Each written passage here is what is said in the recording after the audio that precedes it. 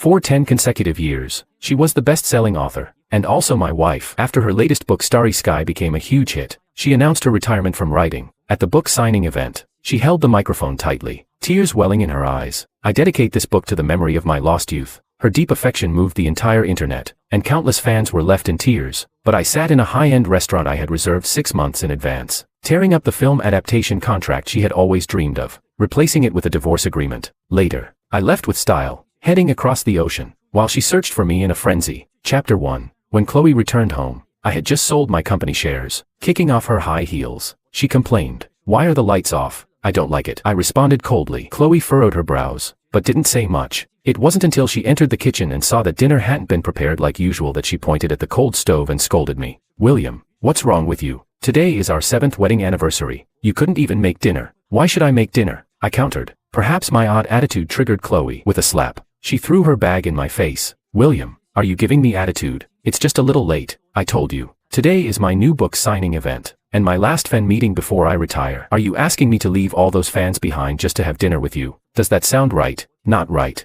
But it seemed fine to her to publicly declare her love for Orion on this day. Sitting on the sofa, I suddenly felt like a fool. I threw out the words, "Chloe, let's get a divorce," and went upstairs. The sound of water running in the bathroom. I wiped my face. An hour ago, I was waiting in a restaurant I had reserved 6 months in advance, expecting Chloe to keep our date. Today was our 7th wedding anniversary. Chloe had promised me a surprise. I also held her eagerly awaited contract for the film adaptation of her new book, imagining countless times the joy she would feel upon receiving it. Until just before the signing event, Chloe had messaged me, "Hubby, I'm a bit busy today. Wait for me. Kisses." A wave of sweetness flooded my heart, and I replied that it was no rush. Casually opening the live stream of the signing event, Chloe stood in a white dress, tears in her eyes, holding the microphone as she choked up and began to speak. "Thank you all for your support. Starry Sky is based on real events, and it records the innocent love between me and my first love, Orion. This book holds my entire youthful, naive memories, and I have decided to retire from writing after this." I froze in place. While thunderous applause filled the live stream, countless fans rushed forward, asking Chloe about the outcome of her romance with Orion. I held my breath, until she spoke again,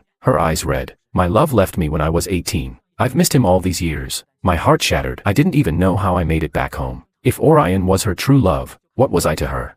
What did 7 years of marriage mean?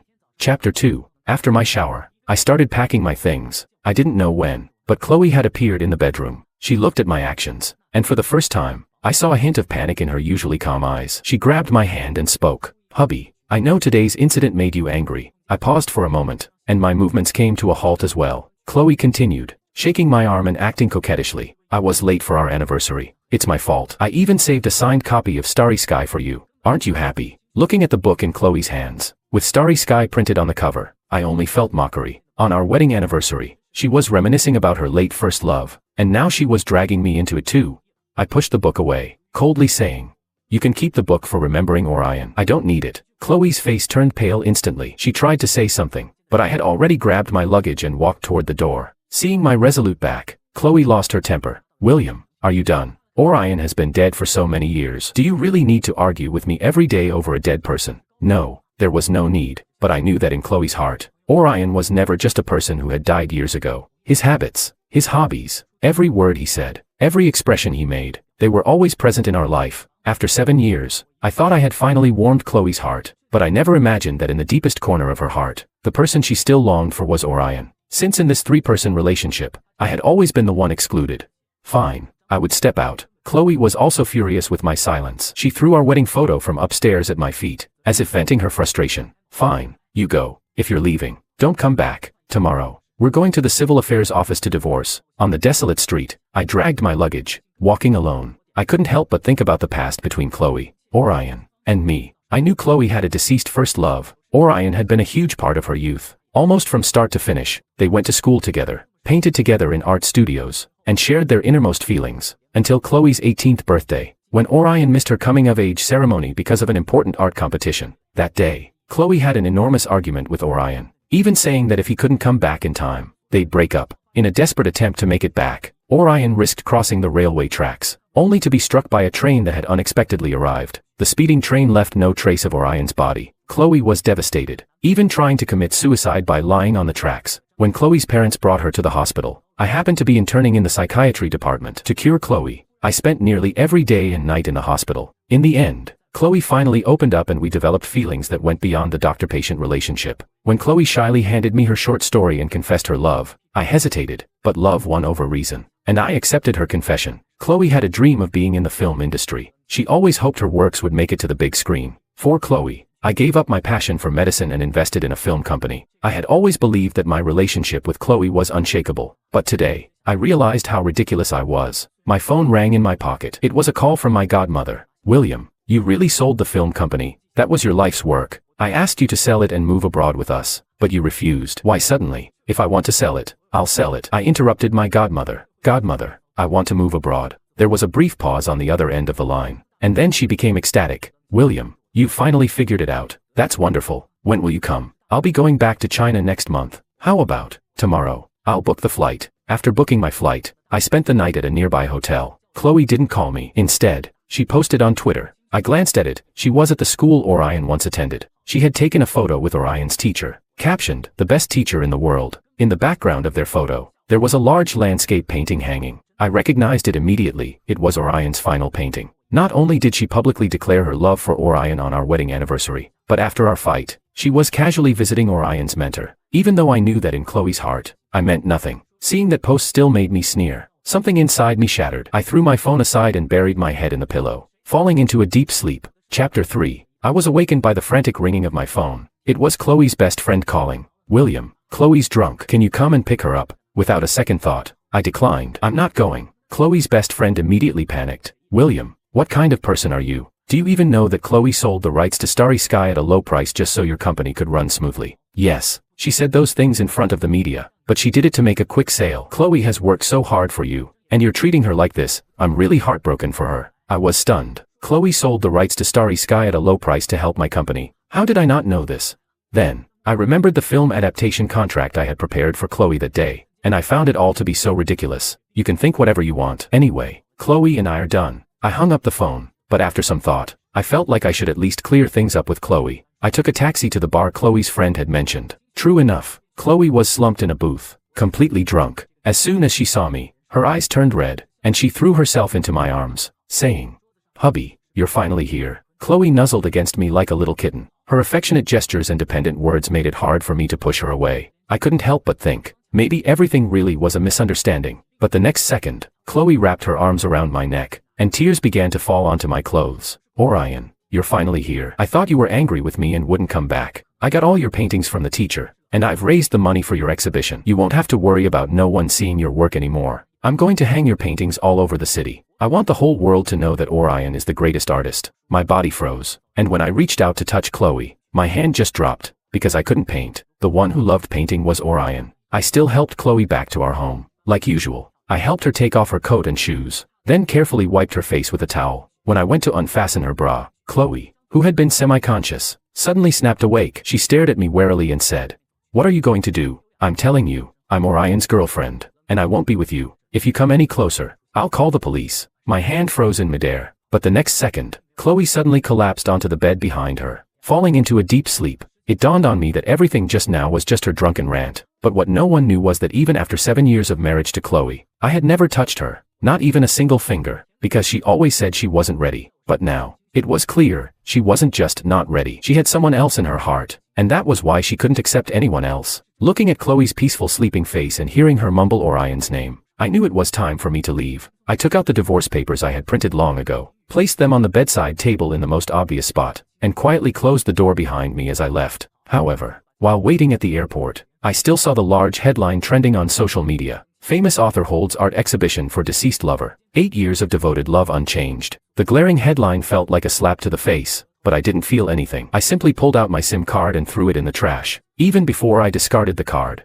I had seen that Chloe had called. Chapter 4. By the time the first light of dawn touched the earth, I had already arrived abroad. Auntie and her family came to pick me up from the airport. Everyone gave me a big hug when they saw me. "William, welcome back." Auntie's daughter, Grace, couldn't stop teasing me. "William, didn't you say you wanted to be a big director? What happened? Haven't seen your debut film and you're already back. Where's your wife?" Grace looked around behind me, and I couldn't help but feel uncomfortable. Auntie nudged Grace with her elbow and then gave me a warm hug, saying, "William, welcome home." For the next few days, Auntie made sure Grace stayed with me, treating me to food, drinks, and entertainment, always worried that I might not be happy. Occasionally, Grace would ask why I came abroad, but I chose to remain silent. It wasn't until the weekend dinner that Auntie received a call from Chloe. After a brief moment of hesitation, she asked if I wanted to take the call. I chose to decline, but Chloe's voice suddenly came through the speaker. "William, I know you're listening. I have something really important to tell you. Can you please pick up?" Reluctantly, I took the call. Chloe, her eyes red,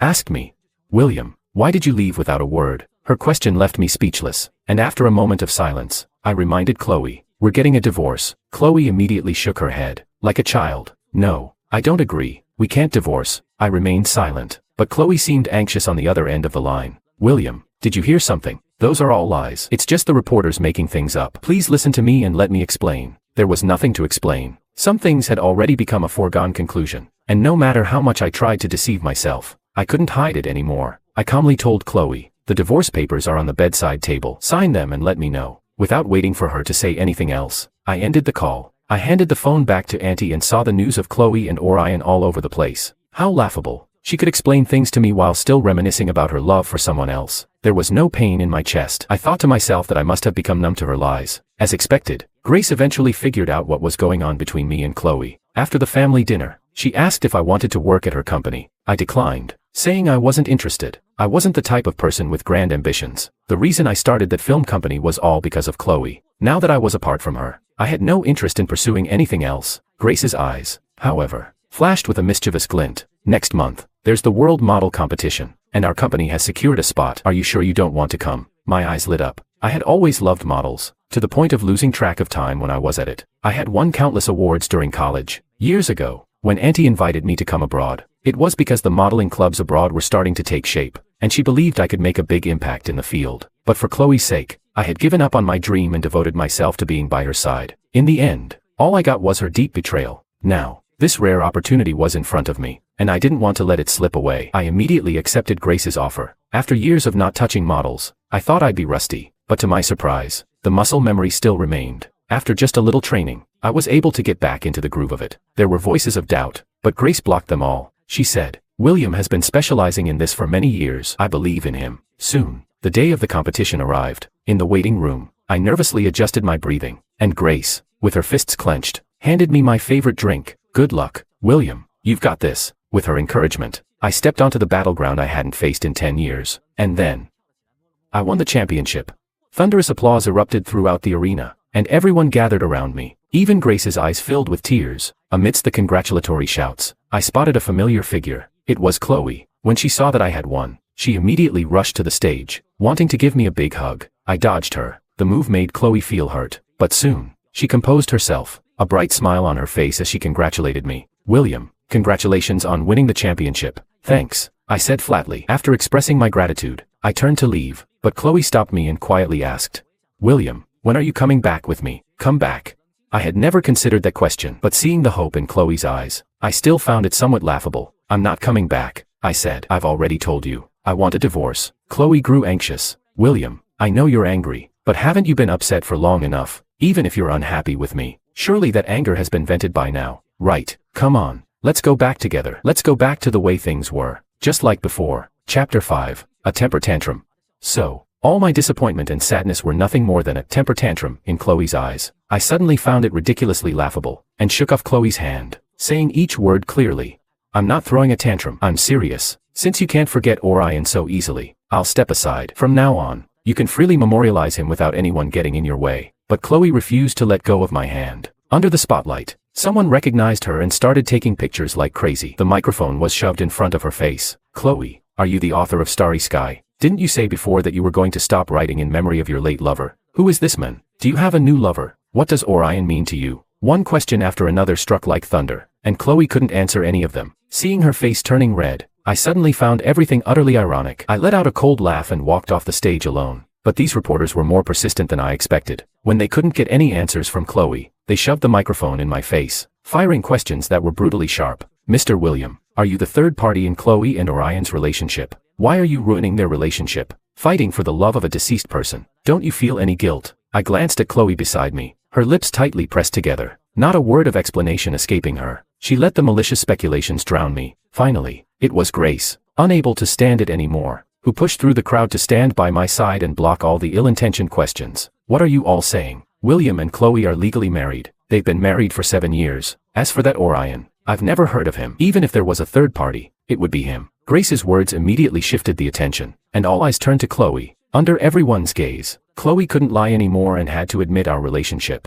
Not only that, but she also seized the opportunity to tearfully ask me, William, I did all of this to fulfill Orion's last wish. Now that his wish has been fulfilled, will you come back with me? No, I refused firmly. Sign the divorce papers soon. I don't want to take this to court. I walked away with large strides, leaving Chloe behind, calling my name desperately, but her voice was drowned out by the reporters gossiping. Chloe and I both made the trending news. I don't know who made it their business, but they revealed everything about the years we spent together, including the time when Chloe had tried to take her life and how I had stayed by her side, helping her get through it. Looking at the overwhelming discussions online, I had a moment of disorientation. I had done so much for Chloe, but it no longer mattered. Now that I had decided to let go, the amount of effort put in meant nothing. As for Chloe, faced with the media's intense bombardment, she was running around, utterly overwhelmed. But no matter what the outside world said, Chloe still refused to divorce me. She even publicly claimed that everything was a misunderstanding and that we wouldn't separate. I found it laughable and didn't intend to waste any more time on the matter. I immediately filed for divorce, but I didn't expect her to show up at my house to celebrate my victory. Grace threw several parties in a row. After several days of drinking, I was dizzy and lightheaded. The next morning, I wanted to go out for a cup of soy milk, but before I could leave, I saw Chloe standing at the gate of the neighborhood, holding a huge bouquet of flowers. The cold winter wind made her nose turn red. Chloe stood there, puffing out air and stomping her feet while occasionally adjusting the flowers in her arms. When she saw me, her face lit up, and she ran over. William, I've finally waited for you. What are you waiting for me for? I asked her. I know I was wrong. The art exhibition is over. William, can we go home? Chloe's tone carried a cautiousness I had never heard before, a tone I never dared to imagine in the past. We had fought over Orion before, but each time, I had been the one to apologize. I had once hoped that Orion, who stood between us, would disappear. That one day, I could occupy a unique place in Chloe's heart. But when that day truly came, I realized I didn't need it anymore. Ignoring everything she said, I asked her, when will you sign the divorce papers? Hearing this, Chloe's face paled, and the expression on her face became filled with pleading. William, must we always talk about these hurtful things when we meet? Hurtful? I didn't think so. Compared to the hurtful things Chloe had said to me over the years for Orion, this question was hardly anything. Moreover, hadn't this always been what Chloe wanted? A legitimate, open identity as someone who loved Orion. Not wanting to say more, I laid everything bare. You don't have to sign, but I've already filed for divorce. The court hearing is next week. Make sure to show up. Chloe's face instantly turned ashen. She grabbed my sleeve, her face turning white. William, can we really never go back? I brought you something. Your favorite jasmine flowers. Chloe handed me the bouquet, but before the flowers could even get close, Grace, who had come out, snatched them away and tossed them into the trash. Does William have a pollen allergy? Are you trying to kill him? Chloe tried to say something more, but my face started swelling up rapidly due to the allergic reaction. With no time to say anything, Grace immediately drove me to the hospital. Chapter 6. The rapid allergic reaction caused me to lose consciousness. The doctor said I needed a blood transfusion, but my blood type was special, and the hospital didn't have a matching blood supply. Even if they tried to get some from the nearest place, it would be too late. Everyone was panicking, but Chloe, who was always terrified of pain, stepped forward. She rolled up her sleeve and offered to donate blood to me. When I woke up, Chloe's face was as pale as paper, but she still managed to pull out a weak smile and said, "You're awake. William, I'm so glad you're okay." I saw the bruise on her arm from where the needle had been, and a strange feeling stirred in my heart. I knew how much Chloe feared pain. She was so afraid of it that she wouldn't even undergo a physical examination. But to think that this same Chloe, who was terrified of pain, would cut her wrist for Orion. Suddenly, my restless heart calmed. I looked at Chloe and said, "Thank you." A happy smile spread across Chloe's face. "William, I'm so happy to donate blood for you. I've also booked a VIP ward for you." But before she could finish, I turned to Grace and said, "How much is 1 milliliter of blood?" "Pay her 3 times the market price." The joy on Chloe's face vanished instantly, replaced by deep, crushing despair. "William, I didn't donate blood for money, I know. But Chloe, I don't want any more connections with you. Not even a little." I saw Chloe's face turn ashen, and she seemed like she wanted to say something, but my vitals were dropping rapidly. The attending doctor, seeing this, furrowed his brows tightly. "The patient is just starting to improve. He can't be emotionally agitated. Are you trying to kill him with your words?" "I'm not. I just want to talk to him." Chloe tried to explain but was directly escorted out by the doctor. For the next few days, she wasn't allowed to visit me at all. Chloe still stayed outside my hospital room. Every day, she brought me various nutrition-rich meals, but I didn't even glance at them. Grace kept her outside, The reason was simple. Most of the food Chloe brought was something I couldn't eat. There were even several items that were on my list of allergens. Sometimes, even Grace would ask in confusion, "William, you two really were together for 7 years. How come I feel like Chloe doesn't know you as well as I do? You clearly can't eat seafood or nuts." But she brought several dishes with those ingredients. Even after I told her, the next time she brings me food, it's the same allergic food. Does she want to take care of you? Or does she want to kill you with medicine? I just smiled. I believe Chloe genuinely wanted to take care of me. After all, we had been together for 7 years, and she had never stepped foot in a kitchen. Now, she was making a new, unique nutrition meal for me every day, but it was also true that after 7 years, she knew nothing about me. How else could I explain that Grace, who barely spent any time with me, knew my allergies, while Chloe, who lived with me day and night, knew nothing?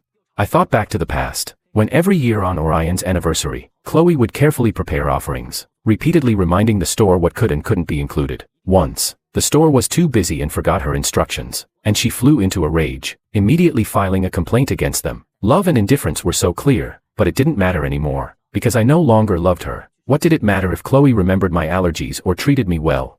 The court date came quickly. I hadn't been discharged, so Grace attended in my place. In court, Chloe insisted that our problems were all misunderstandings. She presented a lot of things I had done for her as evidence of our affection. Grace scoffed and simply pulled out an interview Chloe had done before she stopped writing, which was enough to prove that our relationship had long since fallen apart. Not to mention the art exhibition she had organized for Orion and the fact that she allowed people to slander me as the third party in her and Orion's relationship, without offering any explanation. In the end, the judge ruled for our divorce. The moment I received the divorce decree, Chloe fainted. Out of humanitarian concern, Grace called an ambulance for her and then walked away without looking back. Chapter 7. After the divorce, my recovery was swift. In less than a week, I was discharged from the hospital. Grace signed me on to her company, making me the star player in major competitions. She even gave me half of the company's shares. I felt uneasy about it, but Grace looked at me with a big smile. "What's wrong? Without you, this studio wouldn't even exist. Take it if you're unhappy. It means you don't care about me." I had no choice but to accept, telling her I would keep the shares for now, and when she eventually got married, I would give them to her as a dowry. But Grace wasn't pleased. She muttered,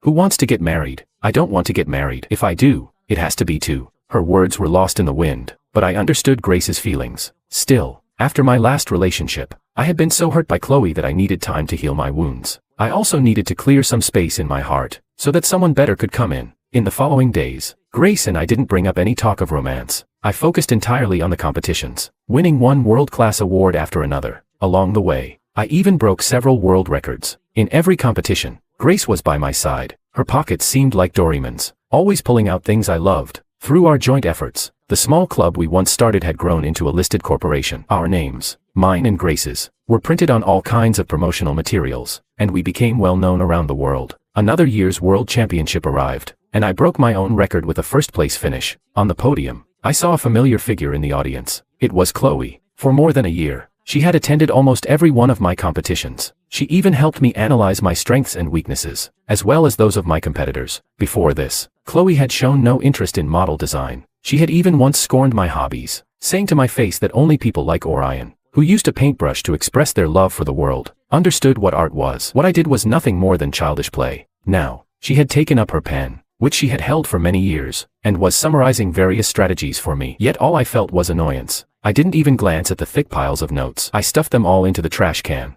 Eventually, I even told the staff around me, "Don't bring me things like that again. If you get them, just throw them away." Suddenly, a reporter's question interrupted my thoughts. "Mr. William, your entry this time is called Love Nest, and it is said to be designed for your beloved. Can you tell us who your lover is?" Chloe sat up straight in the audience, and I could see the flicker of hope in her eyes. She even nervously tugged at her clothes, but I didn't even look at her. I took Grace's hand and answered the reporter's question confidently. "Of course, Love Nest is a design I created for my beloved, Miss Grace. She's been by my side all year, and I'd like to take this opportunity to express my feelings to her, in front of the entire world." I knelt down, pulled out the ring I had prepared in my pocket, and asked Grace, "Grace, will you marry me?" Grace's face lit up with surprise. She covered her mouth, tears welling in her eyes, and nodded yes. The applause was deafening, and we kissed, as if the whole world was just the two of us. The crowd was a blur, and I saw Chloe's face drain of color. Something in her hand seemed to slip and fall, but I didn't pay attention, because I had already taken Grace's hand and was walking toward the podium, where we would share the glory of being number one in the world. By the time the awards ceremony ended, Chloe had disappeared. However, the cleaning staff found an unpublished book. On the title page, it read, To the person I love most in this life. When I saw the name, William, in the title, I found it ridiculous. Grace came up from behind and asked if I had seen anything. Nothing. By the way, where do you want to have the wedding? So soon? I haven't decided yet. How about the Maldives? Grace blushed and looked shy, and I nodded, taking her hand as we got into the car. Outside the venue, a familiar figure peeked out like a rat, spying on the happiness between Grace and me. But this time, I didn't look back.